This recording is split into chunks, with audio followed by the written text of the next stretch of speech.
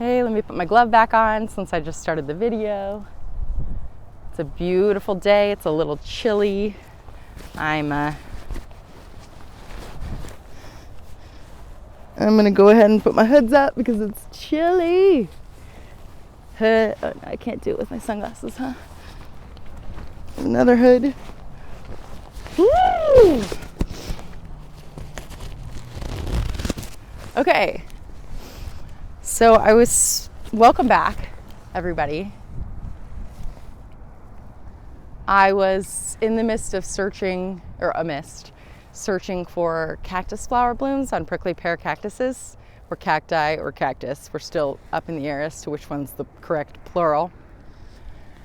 And I have been bopping around trailhead to trailhead because I know of certain cactus plants on different trailheads, right? Year after year, I've been returning to the same spots to photograph the cactus flowers. And the way that I track that is using my memories, photograph memories that pop up in iCloud Photos, as well as Google Photos, which is attached to Google Drive. That's how I track the time periods of when each plant at a specific location typically will be open. Anyways, I talked about that earlier in a video that I filmed about 30 minutes ago, so I'm not going to go into that now. I'm going to talk about, as long as you can hear me,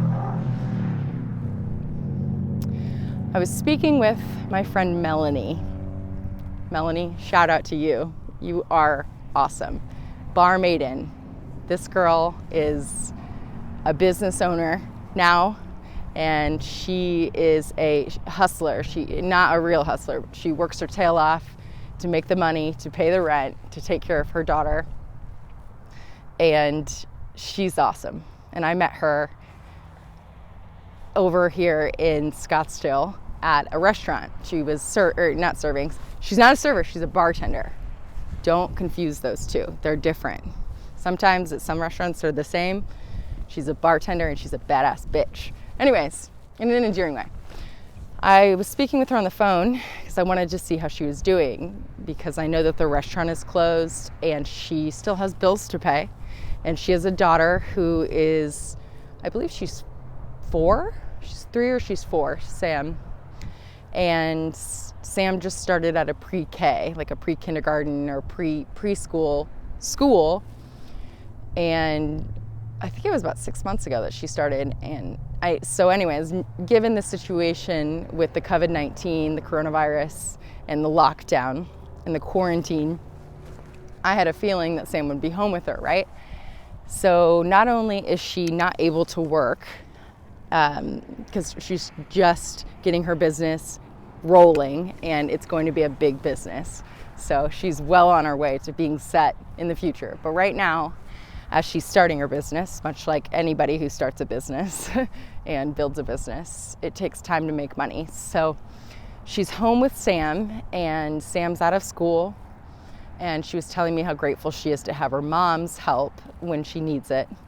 And yeah, she sounds like she's doing okay, and she said that she'll be okay for the next few months. But we were just going through stuff. So anyways, I forget what we were talking about, but I started in at on the positives, I think, of this situation that's happening in the economy right now. It's very scary. Yes, I know it's scary. I don't have a child. I don't have a family. I don't have to support anybody except for myself and my cat Stella. So I'm not speaking for parents. I'm not speaking from a position of a caregiver. I am a single person. I'm 32 and I will turn 33 in May, which is May 26th, 2 days from yesterday. 2 months from yesterday. So I, as a single person, and I'm self-employed, meaning I do a lot of different things to make an income. I don't receive a paycheck every 2 weeks. I receive payment upon reaching the particular threshold, depending on what the website is that I'm earning money from. For example, Shutterstock is a stock photo agency and video that I sell content online through and have since 2011. Their payment threshold is $100. I think they've since lowered it, but $100, you have to make $100 on their website before they will before they will calculate your monthly payment and eventually pay you out for the month prior before the 15th of the following month, okay? It's confusing. You don't have to know the details. I have another website, Adobe Stock, okay? So Adobe, there was a company called Fotalia, whom I was a stock contributor to. Fotalia was bought by Adobe, so now it's called Adobe Stock. Adobe Stock has a minimum payout threshold of $25, which is a blessing because just yesterday I hit $27 in acquired earnings through Adobe Stock. So I requested a payout, which goes to PayPal. It can't go direct deposit to my bank. So there's things that I have a PayPal debit card, and I used to just transfer. I used to think that in order to use my PayPal balance, I knew this because this was before PayPal offered debit cards. Because they're not a bank, they're just an online merchant processing service. Thanks to Elon Musk for co-founding PayPal with Kimball. Side note, I used to have to transfer money from PayPal to my bank in order to use my debit card or write a check, right? Or get cash or whatever.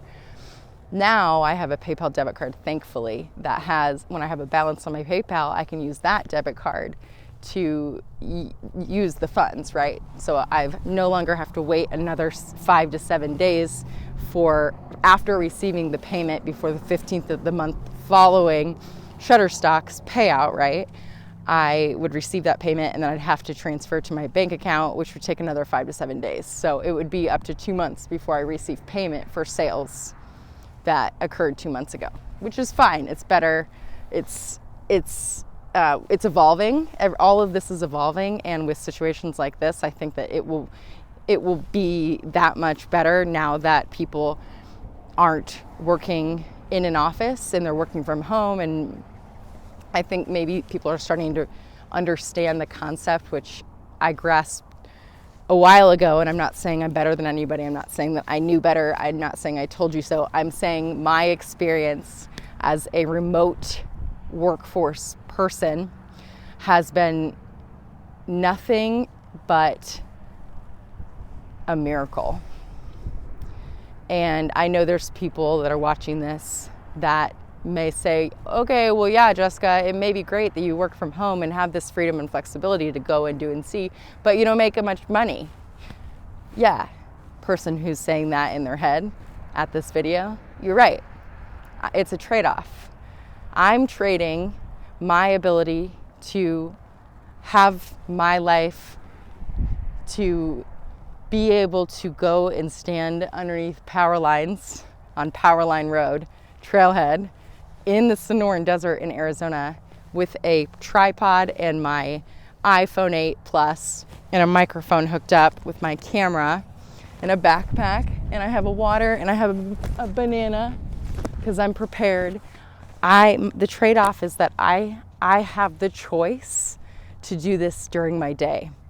And speaking from experience, when I was working for corporations or when I was working outside of the home at an office place, I wasn't able to leave other than for a quick lunch, sometimes not even that. And I had required hours to sit at the desk. And it was discouraged to get up and walk around. And that's normal. If they're paying me salary or hourly salary jobs, they were salary jobs. If I'm being paid to be there to do work for them, then by all means, they have every right to tell me, Jessica, sit still. Jessica, don't move. Jessica, keep working. Jessica, do this faster. And it was a cycle. And I am a person who doesn't sit still very well. Not very well at all. I don't sit still. I'm constantly running around and going and doing and seeing, and for no other reason but I just have this this restlessness. I've heard restless leg syndrome is a thing. I have like restless entire body syndrome. I just have to just go, and if I'm limited from my ability to go, I internally feel frustrated and a little angry. And as it builds over time, it turns into resentment.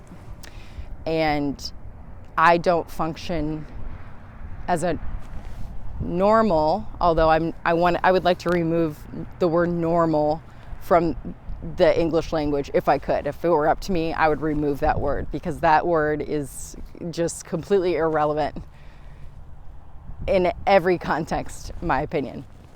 There's no such thing as normal. Everybody is an individual person. If we were all robots programmed by one master computer, then there would be a normal behavior, a normal process, a normal thinking, all of that stuff. I'm anything but normal, or what society considers to be normal. And it's taken some time to step into that role and accept myself for myself. And friends and family also have had difficulties accepting myself for me. And that's okay, because, yeah, this is just a weird tangent. Anyways, back to Melanie. So the social distancing, I feel, what she said was that she hopes that when we go back to how it was before this all happened, that we'll be able to continue as a civilized society, right? Valid point. I said, from my perspective, I see this as, there's downsides, yes, and there's people, it's life and death, I know this. However, people have been forced to take a step back, and I can't go very far because I'm attached via my mic, to step back from their work, from their normal, from their average, everyday, typical routine, okay, and slow down. And some people have come to a complete stop. I mean, they're still in motion, right? Because we're beings, we're human beings. We're in the process of being. Being is a fluid thing. It's ever changing. So I wouldn't ever say stop, but we've all been slowed by the recommendation of social distancing. No more than 10 people in a room or in an area at one time. I feel that, at least from my experience in Arizona during this time, I have been out to the Lake Pleasant. I have camped out there. I have backpacked in the Superstition Mountains. I have gone from trailhead to trailhead, and I've been on different hiking trails. I was over at the Phoenix Sonoran Preserve with Dan. I was at Gateway with Jeremiah. I've been all over. Not all over the city, but I've been a lot of different places. And I have seen people out and about and experiencing Arizona, because people don't have to go into work and drive the 1 hour commute each way. Plus, if they have a child and have childcare, or have middle school kids or elementary kids, they have to go pick them up or bring them back home, or go wait for them at the bus stop and drop them off. All that stuff is no longer relevant right now. It's basically put a stop to all of that. Kids are not in school.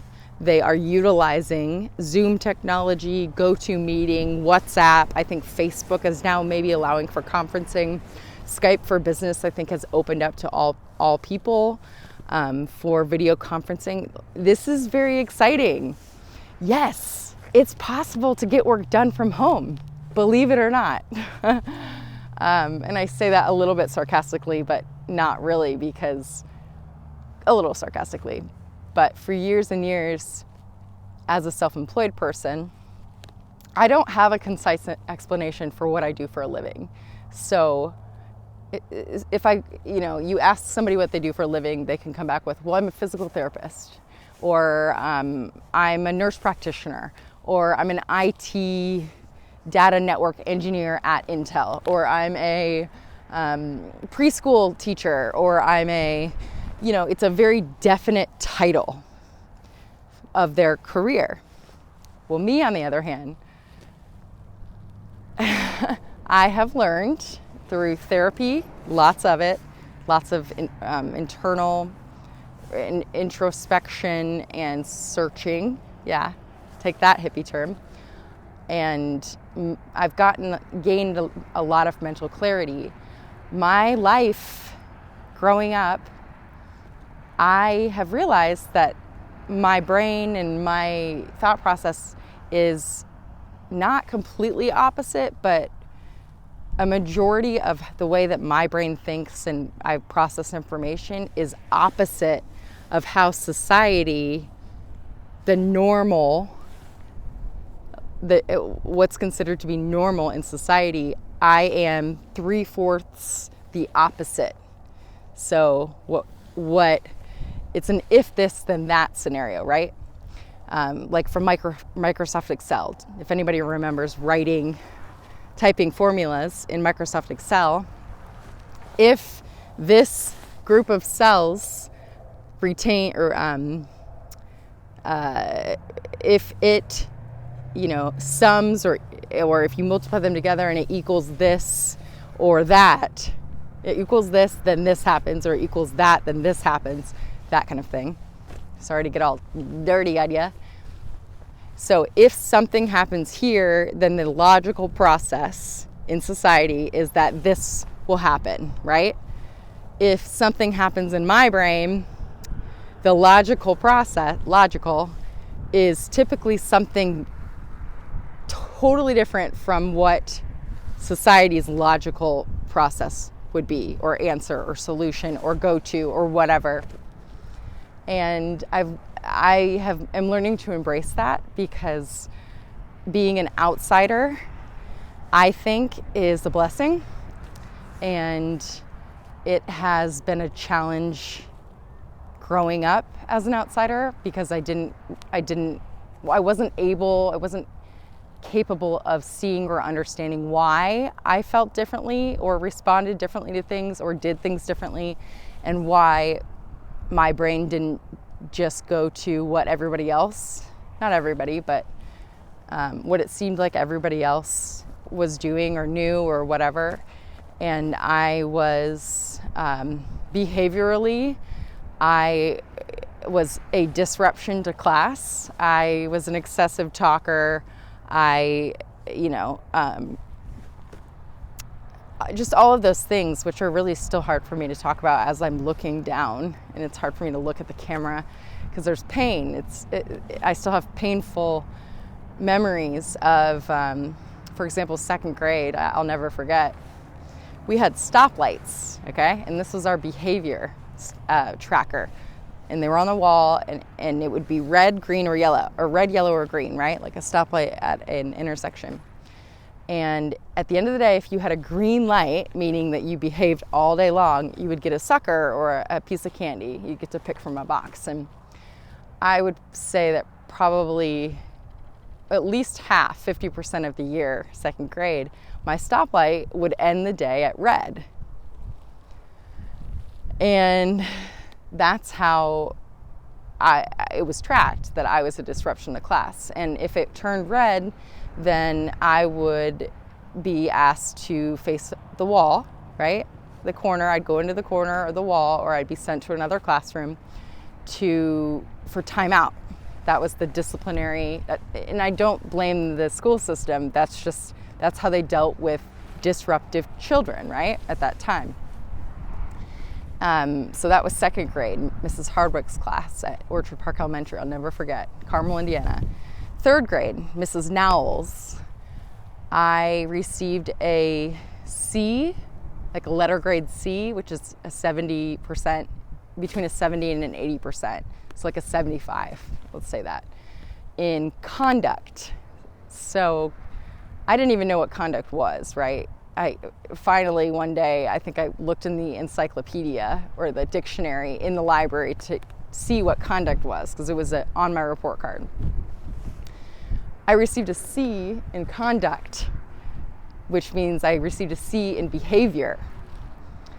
I was a pretty good student. I am really, math comes naturally to me, science comes naturally to me. English language is not my forte, always my lowest grade. I have focus issues and possibly dyslexia. I'm learning as an adult that I reverse things or I write things opposite, and I have trouble not comprehending. My friend Chelsea, whom I met through my friend Dan, we went camping last weekend at the lake, and she's a teacher, and I explained to her my typical situation when I sit down to read a book, especially something I'm not interested in, which is I'm learning one of the issues of the elementary school system, at least from my experience in Indiana when I was growing up, was I was not interested in what we were reading. I didn't want to read Catcher in the Rye. I didn't want to read The Great Gatsby, although that ended up being a pretty good movie because we would read the book and then we watched the movie. If I could see the movie, the visual, but then I couldn't sit still. But anyways, she said reading, I always thought I had an issue with reading comprehension. Turns out, so when I read a page in a book, if it's something I'm not interested in, or if my mind is distracted, which, let's be real here, we know my mind is distracted pretty much all the time. I read a sentence and then I would reread it and then reread it and reread it, and it would be a cyclical thing. Sometimes I would make it a whole paragraph and then I would reread it, and there would be no comprehension of what I was reading because of my thought process. My thoughts would be somewhere else. I'd be reading, what my homework assignment was. I'd be reading it. I would be doing my homework assignment, which I was assigned, and I'm pointing my finger because if I didn't do it, I would get in trouble, right? Or I would lose points for turning the assignment in or whatever.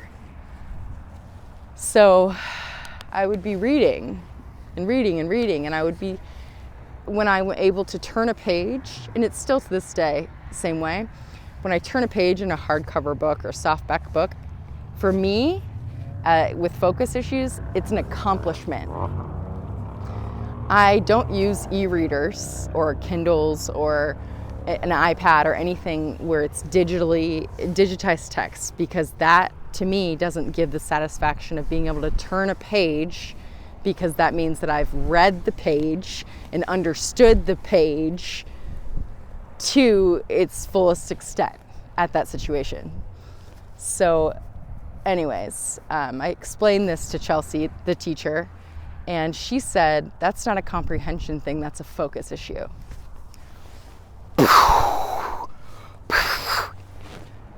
I've known since I was 9 years old that I had an attention issue, attention deficit hyperactivity disorder, ADHD, otherwise known as.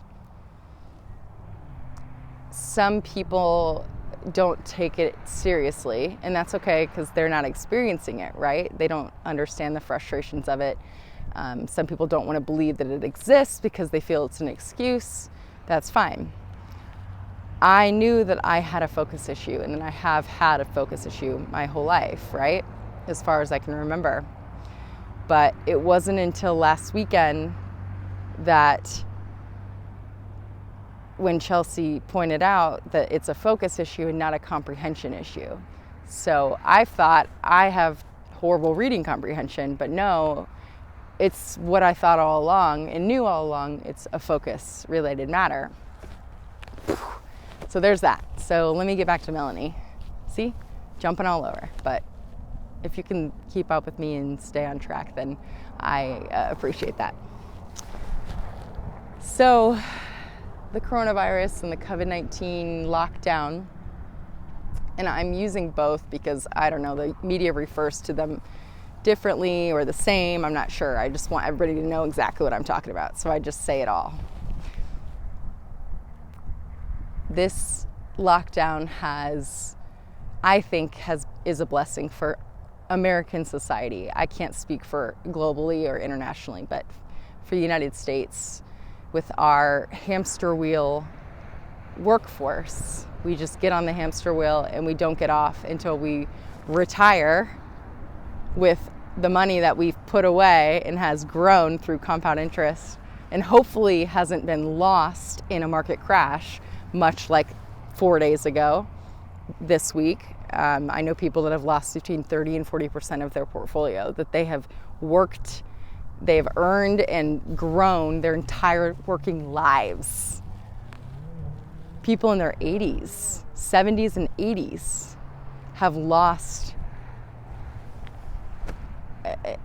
just under half of what they have saved to live on. So times are interesting, and of course the market will come back. But for somebody who's in retirement, not about to retire, has been in retirement for 10 years, that's terrifying, right? And that's a whole other topic that I'm going to discuss with my friend Jeremiah over J&J Coffee.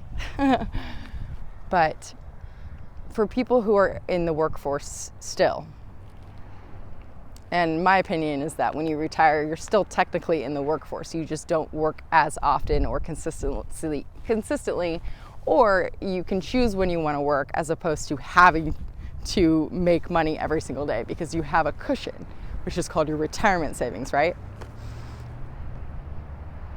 So this situation the lockdown has caused everyone, or has forced everyone, to not leave their homes or not go public places and interact with people, which I feel has a positive social implication. I feel that we as humans have a device in our hands, which is a glorified computer, right? It's a computer, it's just smaller. And we are always able to be connected because of this. And it's not 100% related to technology being at our fingertips at every moment, but the evolution of our society, I feel, has been a go, go, go, go, go. And sometimes we forget to take a step back and just look at our priorities. And if we have them aligned in a positive, life-fulfilling way. For example, family, friends, exercise, enjoying nature. I can speak from experience that when I'm on the hamster wheel, or was, but I still sometimes put myself on it without realizing. And I just keep going and going and going and exercising on the hamster wheel. And I don't even realize how long it's been. Like, time has passed in a day, in a month, in a year. And there's a common saying that time flies when you're busy having fun, or time flies in general, or kids grow, don't blink because your toddler will be 12, I feel that we get in the zone, for better or for worse, because we got to make the money, right? We have to pay the rent, we have to pay mortgage, we have a family to support, whatever it is. It requires money to live. We require money to live. And how, without, unless it's a barter situation, which would be great if we could go back to a barter system for some things. It's a monetary exchange. I go into an office, work 9 hours or 10 hours each day, Monday through Friday, 45 to 60 hours a week or whatever. And I commute to and from, and I am there from this period to this period every single day, with exception for maybe a 30-minute lunch, maybe. Used to be an hour. Now I've heard it's like 15 to 30 minutes if you take one. And it's sometimes frowned upon in different workplaces. In that constant go, it's like you're running, right? You're running. You don't have any time to stop and look around and see what you're passing. So I think that the lockdown has I feel, helped people maybe reassess their current life and their current situation, as scary as it may be, that it's uncertain as to if they'll have a job or when they'll have a job or what's going to happen in terms of remote working versus in-office working. I think that it's kind of stirred everything up for good, okay? Stay with me. So they've taken a step back and been forced to maybe think about their personal connections. People who are married, maybe they're spending more time with their spouse because they're forced to be at home, right? People who have kids are home from school, right? School's not in session, and if it is, it's remotely. So parents have no other choice but to be home with their family unit, right? So I feel that it has brought us maybe a step. Some people might say that this is a step back for society, but I feel it's a step forward. So I'm going to step forward. Because with technology at our fingertips, we really have no boundaries as to when phone calls and text messages are allowed to come in, and if we should respond to them after 12 midnight, or if, all of that comes into play here. And I just think that it's a good thing. It's a good thing for this to happen societally. Of course, I don't want people to be out of work. I want people to be able to sustain a living. Of course, I want that. But culturally, in the United States, we work all the time because for some reason society says if you're not at work or doing work or in the process of working, then you're not being productive. In fact, let's go back to childhood. And I felt if I weren't sitting there rereading the lines of text in the book, then I wasn't doing my homework. But really, looking back, I was getting nowhere by doing that, and I was actually wasting my childhood time, not childhood time, but I was wasting my time rereading the same text over and over again until I would finally bring my focus back to the page to be able to turn the next page and continue reading, right? So, but what I didn't realize is that it wasn't that I couldn't read and couldn't comprehend. It's that that reading text is not a productive way for me to learn. I am a visual learner. I'm a hands-on learner.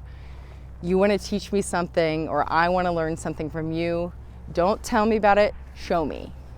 Show me, and let's do it together. So that's a lesson that I've learned specifically from this situation of the coronavirus, that optimizing time. I think that when we're going and going and going, rush. There's a song, a country song, it's called, I don't know what it's called, but it's, I'm in a hurry to get things done. Oh, I rush until life's no fun. All I really gotta do is live and die, and I'm in a hurry and don't know why. Can't be late. Something, I ain't got nothing to do. It's not you. I'm 0 to 60 in 5.2. I'm in a hurry to get, so anyways, there's that.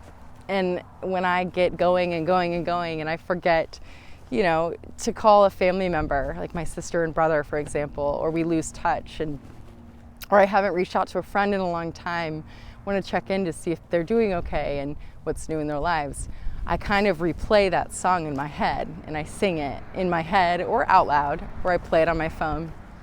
And it's just kind of a nice reminder that, why am I in this hurry when I should, it's the journey of life is what my purpose is. I'm here to live. I'm here to be. I'm a human being. I'm in a state of being. It's fluid. It's not constant. There's nothing, line across. It's very much like the heart monitor at a hospital, right? Like it's or the vitals or whatever it's called. I've never been, anyways, feels good to get that out on camera. So thanks to Melanie for encouraging me or stating that I should share it on camera. So, because I just shared a bunch of different things that all may or may not intertwine or make sense, but in my head, I just dumped a load. So thanks for listening. Come back again. Join me on this journey. Hit the subscribe button. Are you tired of hearing that from YouTubers? Because I don't blame you. I'm tired of saying it. If you like what I say and do, then follow along. And if you don't, then I appreciate your viewership, and I hope that you find what you're looking for. So, love you all. Thanks for watching. Thanks for listening. And if this resonates with anybody, reach out. Leave a comment. Send me an email, jessica@jessicakirsh.com. Love to hear from you. Bye.